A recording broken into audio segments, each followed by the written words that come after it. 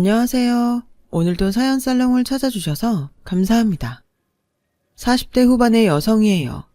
저는 어릴 적에 엄마가 돌아가셔서 중학생 때까지 아버지와 둘이 살았어요. 그러다가 고등학교 때 새엄마가 들어오셨고 새엄마의 아들은 제 남동생이 되었죠.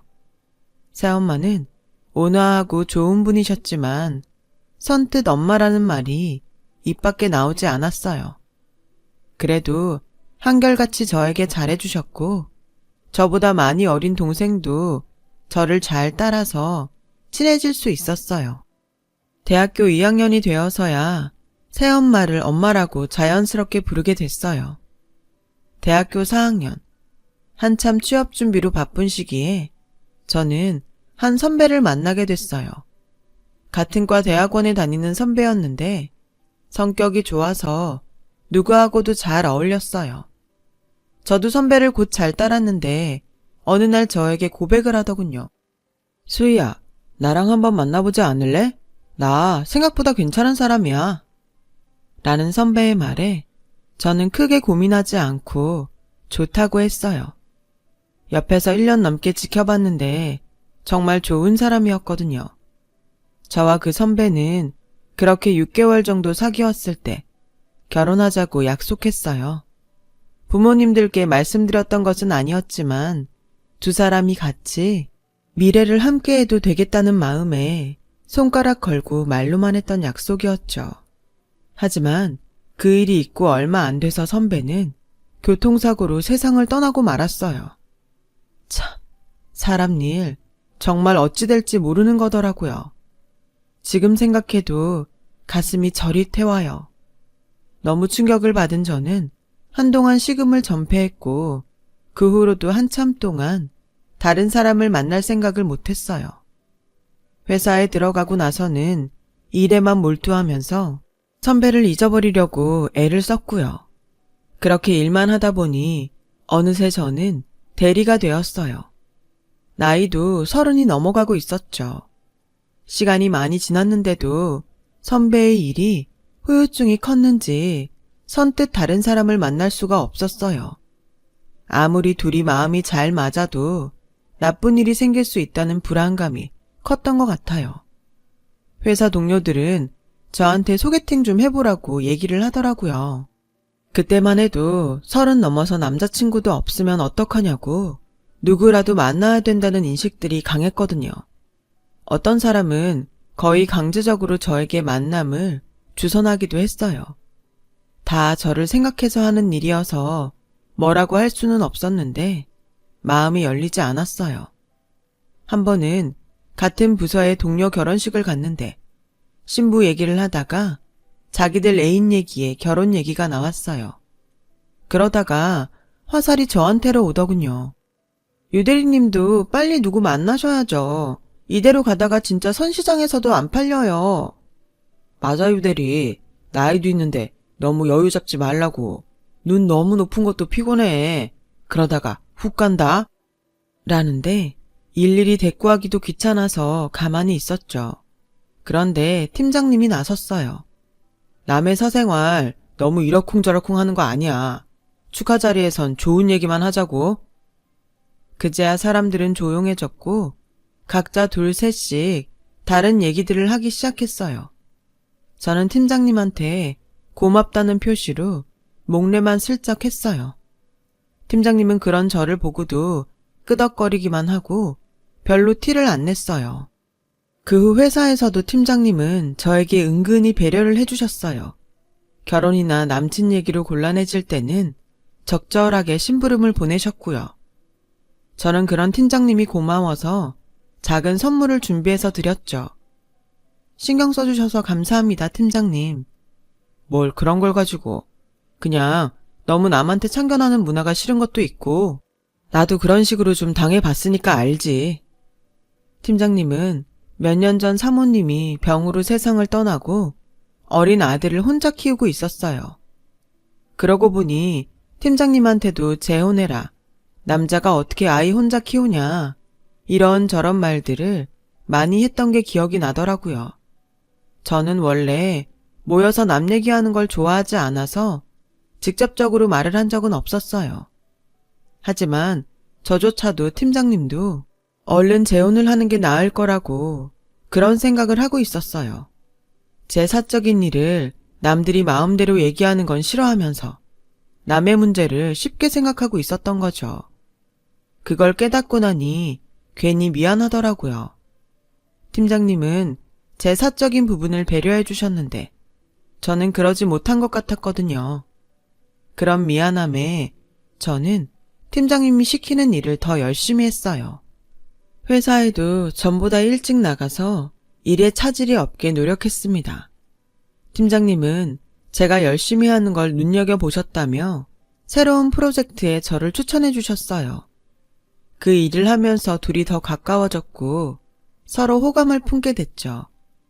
이전에 결혼을 했었고 아이가 있는 게 아무런 문제로 느껴지지 않았어요. 그건 제가 재혼 가정에서 컸고 새엄마가 엄마의 빈자리를 메우고도 남을 만큼 잘해주셨기 때문인 것 같아요. 게다가 실제 결혼을 하지는 않았어도 결혼을 약속했던 사람이 있었기 때문인지는 몰라도 팀장님과 사이가 가까워지는 게 불편하지도 어색하지도 않았어요. 똑같지는 않아도 비슷한 마음의 상처가 있다는 게 서로를 더 잘 이해할 수 있게 했어요. 어느 날 같이 저녁을 먹는데 팀장님이 그러더군요. 이런 말하면 너무 뻔뻔하겠지만 너한테 청혼하고 싶어. 근데 수인 네가 거절하고 싶으면 해도 돼. 난 다 이해할 수 있어. 저는 바로 좋다고 했고 며칠 뒤 저희 부모님한테 인사를 왔어요. 제가 많이 부족한 사람인 거 잘 알고 있습니다. 그래도 허락해 주신다면 그만큼 더 잘하면서 살겠습니다.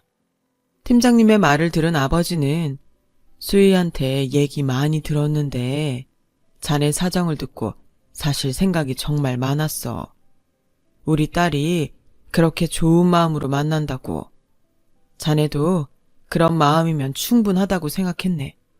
이제 다만 아이가 잘 따를지 그게 제일 걱정이지. 우리 수희도 어릴 때 친엄마를 잃었지만 지금 엄마와도 잘 지내고 있다네. 자네 아들하고도 그럴 수 있었으면 좋겠네. 아쉬운 게 전혀 없다고 하면 거짓말이겠지만 그래도 나는 내 딸의 선택을 믿어주려고 해. 우리 딸 마음고생 시키지 말고 그러니 지금 한 말 잘 지키고 살게. 라며 결혼을 허락해 주셨어요.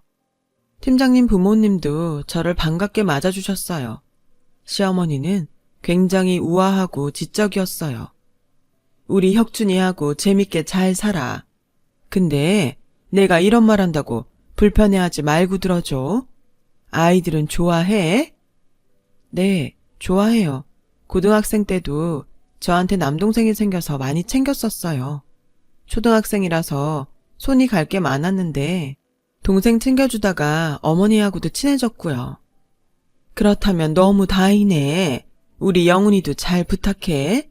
누구든 잘 따르는 애니까 많이 힘들게 하지는 않을 거야. 라며 제 손을 꼭 잡아주셨죠.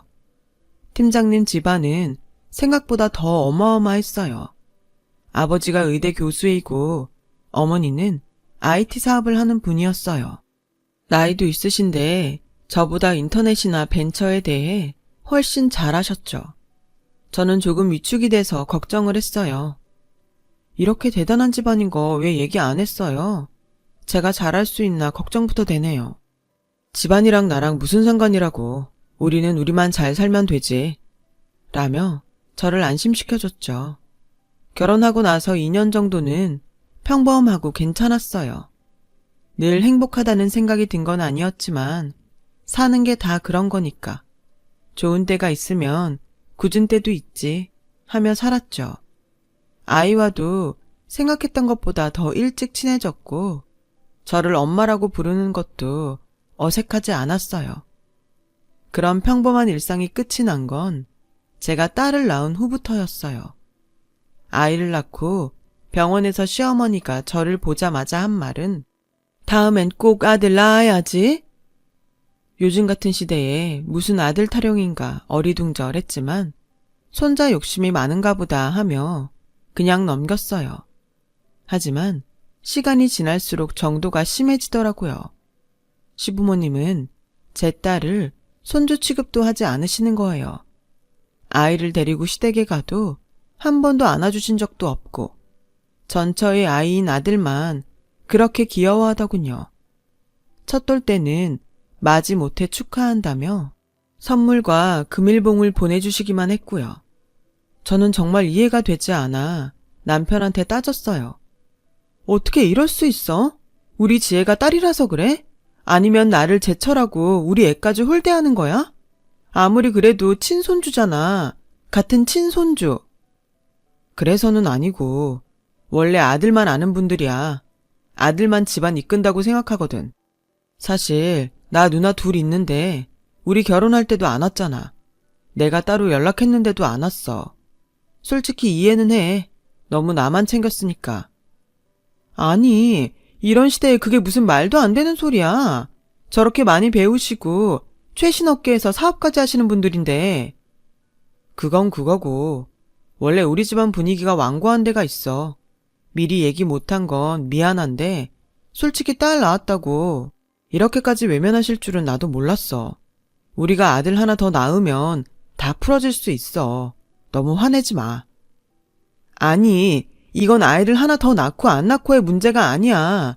내 딸에 대한 문제라고. 그리고 오빠 딸.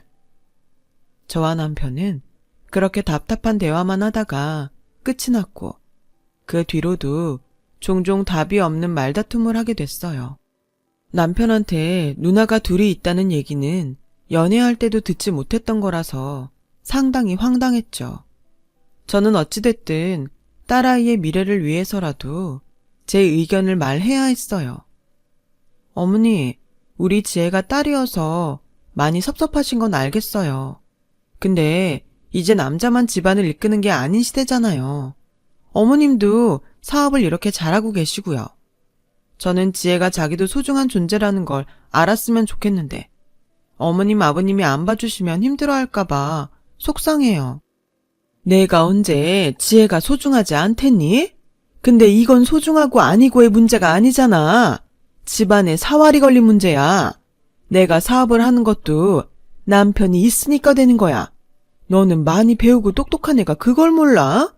소중한 것도 더 소중한 게 있고 아닌 게 있잖아. 그걸 못 알아듣겠어? 라는데 정말 벽에다가 대고 말을 해도 이렇게 갑갑하진 않을 것 같더라고요. 무슨 짓을 해도 딸아이한테 차별이 오는 건 막을 수 없는 건가 너무 막막해서 저는 시댁에 딸을 데려가지 않기로 했어요. 대신 친정에 자주 들러서 많이 사랑받게 해줬죠. 그러는 중간에도 남편은 계속 둘째를 갖자고 했어요. 우리가 아들을 낳는 게 제일 좋은 방법인 거 알지? 그러면 지혜도 한 번은 봐주시지 않을까? 우리가 지혜한테 남동생을 선물하는 게 엄마 아빠로서 할 수 있는 가장 좋은 일 같아. 오빠 누나들은 오빠가 있어서 어머님 아버님이 한 번은 봐주신 거야? 그거 아니잖아. 이렇게까지 외면하는 걸 보면 그동안 맺힌 게 많다는 거지. 내가 아들을 낳으면 지혜는 지혜 동생만 예뻐하는 할머니 할아버지를 보면서 더 큰 상처를 받겠지. 혹시 지혜 문제가 아니고 나 때문인 거 아니야? 아들 못 낳았다고 며느리로 생각 안 할까 봐 그런 거지? 라고 했더니 남편은 더 이상 대답을 못 하더라고요. 안 그래도 저는 어느 정도 예상은 하고 있었던 일이거든요. 딸을 낳은 후부터는 시어머니도 시아버지도 저를 보는 눈빛이 전과는 많이 달라졌고 말투도 예전보다 훨씬 퉁명스러웠어요.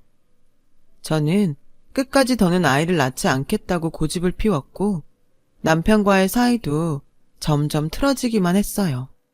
아이를 가진다고 아들이라는 보장도 없고 아들이라 할지라도 우리 딸 차별은 더 커질 거고 혹여 또 딸이면 그 딸들 둘은 다 어쩌나요? 그런 갈등 속에서도 딸이 유치원에 갈 때까지 어떻게든 버텼죠. 하지만 더는 견딜 수 없는 일이 생기고 말았어요. 시댁에서는 아들 영훈이는 뭐든 다 할 줄 알아야 한다고 방학 때마다 전 세계 여기저기를 보내면서 음악에 스키에 골프까지 안 시키는 게 없었거든요. 남편도 적극적이었고요. 저야 아이를 위해서 자기들 돈으로 해준다는데 말릴 이유가 없었죠. 근데 우리 딸이 유치원에서 영어 캠프를 가기로 했는데 남편이 못 보낸다고 하는 거였어요. 어디 여자애를 어릴 때부터 그런 데에 내돌리고 그래. 우리 집안이 어떤 집안인데. 안 돼. 절대 못 가니까 그렇게 알아. 무슨 말도 안 되는 소리를 해. 유치원 전체가 다 같이 가는 거야. 진짜 회사에서는 안 그러면서 집에서는 왜 그렇게 다른 사람처럼 굴어? 오빠가 이런 사람인 줄 알았으면 나 결혼 안 했어. 뭐? 결혼을 안 해? 어디서 그런 말을 함부로 해? 당연한 말이지. 어떻게 딸이라고 이런 식으로 생각하냐? 니네가 사대부야 뭐야? 어떻게 이런 사람하고 같이 살아? 마침 아들은 해외 어학 연수 중이었어요. 그렇게 밤새 싸움을 반복하다가 남편은 새벽에 나갔고 아침 일찍 시어머니가 집에 오셨더군요. 혁준이한테 전화로 들었는데 네가 정 우리 집에 맞출 수 없다면 우리도 말릴 생각은 없다. 네가 아들을 낳을 생각이 없는 이상 며느리로서의 의무를 저버린 거니까 그런 며느리를 우리도 봐줄 이유는 없지 않겠니? 네가 특별히 뭘 잘하는 게 있는 것도 아닌데. 아, 예. 무슨 말씀이신지 너무 잘 알았습니다. 그럼 제가 나가죠. 우리 혁준이한테 흠이 있어서 나가는 것도 아니니까 위자료 챙길 생각도 당연히 없는 거지? 그냥 순순히 합의 이혼으로 빨리 끝내는 게 서로 좋겠다. 그때 마침 잠에서 깬 딸아이가 나와서 할머니라고 시어머니한테 안기는데 시어머니는 딸을 밀쳐버리더군요. 뭐 하는 짓이냐고 소리를 지르고 싶었지만 안 그래도 놀란 딸이 더 놀랄까봐 안고서 옷까지만 챙겨서 바로 친정으로 돌아왔어요. 정말 시댁과 남편하고만 있으면 타임머신을 타고 조선시대에 사는 것 같은 기분에서 벗어난 것만도 너무 홀가분했죠. 지혜가 아빠 없이 크는 게 힘들고 어렵지는 않을까 걱정됐지만 그 답답한 집안 분위기 속에서 차별을 받으며 한 맺힐 걸 생각하면 차라리 이게 낫다 싶었어요.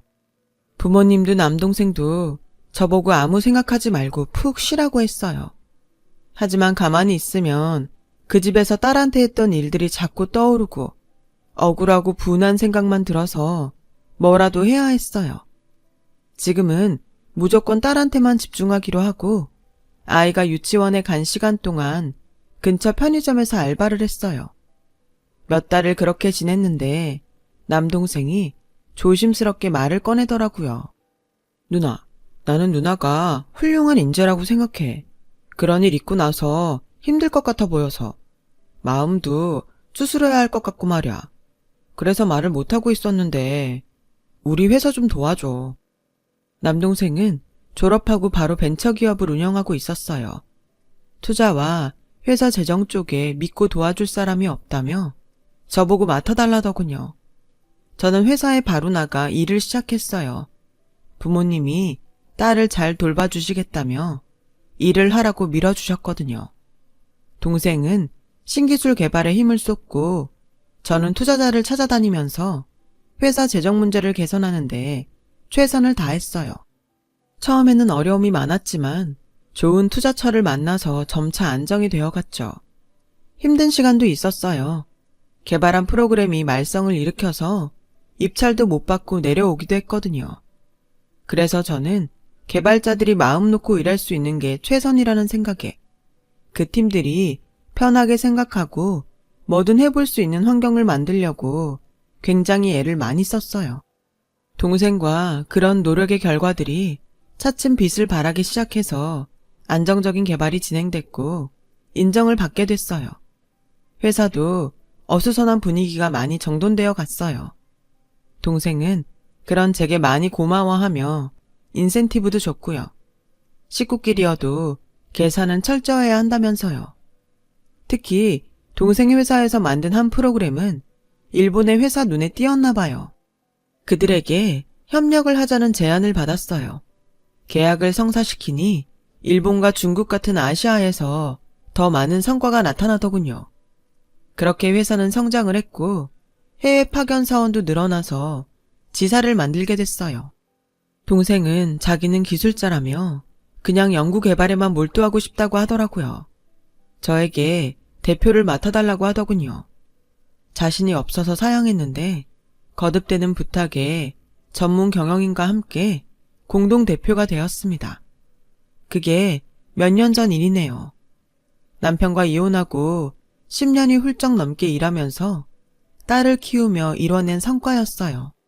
그때가 저희 회사가 다른 회사를 인수해서 덩치를 키우는 것이 유리하다고 판단했던 때라 우선 인수 요청이 들어온 곳을 다 훑어보고 결정하기로 했습니다. 그러다가 눈이 번쩍 떠지는 곳이 있었어요. 바로 시어머니의 회사였어요. 그동안 무슨 일이 있었는지 재정 상태가 엉망이었어요. 궁금하긴 했지만 이제 저와는 상관없는 곳이니까요. 다음날 사무실에 갔더니 누가 저를 회의실에서 기다린다고 하더군요. 저는 정말 깜짝 놀랐어요. 시어머니가 앉아 있었거든요. 제가 입을 딱 다문 채 가만히 있었더니 먼저 인사를 하더군요. 오랜만이다. 그동안 잘 지냈니? 넌 변한 게 없는 것 같구나. 회사를 잘 키운 거 보니 재혼했나 보네. 저는 어이가 없어서 바로 직원을 불렀어요. 앞으로 저랑 약속 안 한 사람은 들여보내지 마세요. 이런 식으로는 미팅 안 합니다. 하며 나가려고 하자 시어머니는 제 앞을 가로막더군요. 지금 뭐 하는 거예요? 비키세요. 그러지 말고 우리 얘기 좀 하자. 너희 회사 재정 상태 괜찮은 거 다 알아. 우리 회사 정도 되면 바로 도움을 줄 수 있지 않니? 너희도 손해보지는 않을 거야. 라길래 저는 직원에게 자료를 갖다 달라고 했어요. 보세요. 지난 5년 동안 개발한 기술은 하나도 없고 수익 모델도 제대로 나온 게 없잖아요. 이런 걸 보고 빚 좋은 개살구라고 하는 거죠. 누굴 바보로 하세요? 저희 회사 물 먹으라는 건가요? 라고 했더니 말문이 막혀서 더듬거리더라고요. 그런데 회의실을 나가는 제 뒤에다 대고 어디서 주워들인 건 있어가지고 아는 척은 여자 주제에? 그렇게 빈정거리길래 저는 바로 받아쳤어요. 여기 제 자리에서 10년 넘게 일하면서 직원들과 만들어온 회사예요. 여자 주제라뇨. 말 똑바로 하세요. 먼 눈에는 뭐밖에 안 보인다더니. 같은 여자면서 어떻게 그렇게 사세요? 그런 식으로밖에 사고를 못하니까 회사도 그 지경이 돼도 뭐가 잘못됐는지 모르고 있는 거 아닌가요? 제가 재혼을 해요? 저 그런 거 안 했어요. 혼자서 딸 키우고 일하느라 바빠서 곁눈질할 틈도 없었다고요. 그쪽은 남편이 있기 때문에 일을 할 수 있었다고 했죠. 그렇게 의존적으로 생각하니까 자기 결정력이 떨어지는 거예요. 요즘이 어떤 시대인데 그런 망발을 하면서 회사를 인수해 주길 바라나요? 인수가 뭐 애들 이름입니까? 그런 식으로 인수가 결정되게. 그리고 영업을 하려면 제대로 하세요. 이딴 식이면 그 회사가 돌아가는 게 신기하네요. 시어머니는 얼굴이 시뻘개지더니 도망치는 것처럼 나갔어요. 저는 예전에 시댁에서 딸하고 저한테 했던 일들이 생각이 나서 하루 종일 울렁거리고 열이 나서 일이 손에 안 잡혔어요. 그런데 퇴근 시간 즈음에 전 남편이 득달같이 달려왔더군요. 안 봐도 뻔한 게 시어머니가 전 남편한테 얘기를 다 한 것 같더라고요. 어떻게 그렇게 사람이 모질어? 그래도 가족으로 지낸 시간이 있는데 어른한테 무슨 말을 그렇게 심하게 해? 어머니가 집에 와서 손도 벌벌 떨면서 밥도 못 먹게 해야겠어? 네가 일을 잘하면 얼마나 잘한다고 그딴 식으로 나와? 너 그것도 다 내 밑에서 배운 거면서. 그렇게 일 잘하면 네가 니네 엄마 회사에 가서 일하면 되잖아. 왜 남의 회사에 와서 부실기업을 무조건 떠맡기고 돈을 내놓으라고 쌩떼를 부려? 이 바닥이 그렇게 우스운 줄 알아? 뭐? 지금 너라고 했어? 니네 엄마? 너 말 다 했어? 아니, 아직 다 안 했어. 니네 집에 가서 똑똑히 전해. 다들 정신 차리라고. 그딴 썩어빠진 사고방식을 갖고 있는 한 현실에 뒤처져서 다 말아먹을 거라고. 그리고 너도 자기 자식인데도 여자라고 귀한 줄도 모르고 우습게 여기는 거 니네 회사 여직원들이 알면 어떻게 될 것 같아? 내가 한번 가서 소문 내줄까? 이제 협박까지 하겠다는 거야? 너 정말 무서운 사람이었구나. 협박이라면 협박이지. 근데 니네 집안만큼 무섭겠어? 지네 핏줄도 여자라고 홀대해서 나왔는데 이제는 지들이 필요하니까 와서 엉겨붙잖아. 여기 경비하시는 분들 좀 불러주세요. 이 사람 당장 끌고 나가라고요. 라고 하자 남편은 갑자기 제게 사정을 하기 시작했어요. 내가 화가 나서 좀 흥분을 한 것 같은데 그러지 말고 한 번만 봐줘. 어머니가 오죽하면 당신을 다 찾아왔겠어. 그렇게 숙이고 들어가실 분 아닌 거 잘 알잖아. 응? 여기 와서도 숙이지 않으셨는데? 너무 당당하시던데? 그랬다면 내가 사과할게. 부탁이야. 그때 경비원 2사람이 왔고 저는 남편을 데리고 나가달라고 했죠. 남편은 양팔을 붙잡힌 채 나가면서 미안하다고 소리를 지르더군요. 시댁은 어머님의 사업이 많이 어려워졌음에도 시아버지의 낭비벽, 심한 돈 씀씀이에 남편 아들 유학비 등 생각 없이 전처럼 쓰면서 살다가 경제적으로 한계에 부딪혔다더군요. 소문에 의하면 시어머니는 원래 경영 능력이 없었고 바로 밑에 있던 상무가 일을 다 했었는데 시어머니의 막무가내식 자금 운영에 지친 상무가 자리를 내려놓은 거죠. 이후로 많이 어려워졌다는 거였어요. 시아버지라는 사람은 시어머니 믿고 교수 품위 유지한답시고 아직도 그러고 있었고요. 까면 깔수록 거칠에만 요란하고 속은 텅 빈 집안이었어요. 이후 남편이 친정까지 찾아와 부모님과 남동생에게도 고개를 숙이며 사과하고 딸한테까지도 미안하다며 도와달라고 했지만 저희 식구들은 모두 딱 잘라 거절했어요. 딸도 아빠는 보고 싶지 않다고 했고요. 딸의 말을 들은 남편은 염치는 있는지 바로 돌아갔고 그 이후로는 저희를 찾지 않았어요. 시댁도 어려워진 집안 사정에 지방 어디로 갔다고 해요. 남편도 회사를 나와 지방에서 다시 취업을 했다는데 지금은 대학에 들어간 딸아이는 그 얘기를 어디서 들었는지 아빠 집안은 그렇게 대도 싸다며 절대 도와주지 말라고 하더라고요. 저는 결혼 생각은 전혀 없고 앞으로도 딸이랑 즐겁게 잘 살고 싶다는 생각뿐이에요. 열심히 제 힘으로 제 커리어를 쌓아 나가볼 예정입니다. 우리 딸도 멋진 사람으로 잘 자라주길 바라면서요. 지금까지 제 긴 이야기를 들어주셔서 감사해요. 다들 건강하시고 행복한 하루 되시길 바랄게요. 모두 원하시는 일 다 이루시길 기원합니다. 여러분, 사연 댓글에 응원과 현명한 조언 부탁드려요. 좋아요와 구독은 저에게 큰 힘이 됩니다. 오늘도 좋은 일 가득하세요.